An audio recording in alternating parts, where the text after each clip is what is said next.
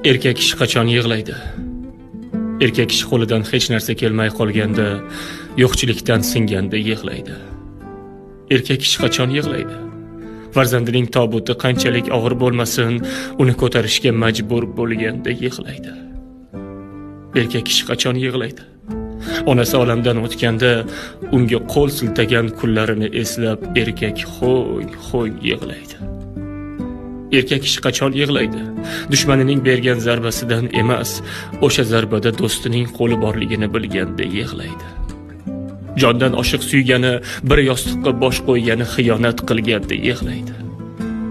Ehtimol erkaklar hech qachon ko'z yoshini ko'rsatmagani uchun doim baxtiyordek, farqi yo'qdek ko'rinar. Lekin erkak kishi yig'laydi. Yig'laganda ham ho'ng yig'laydi. Siz buni bilmaysiz ayollar.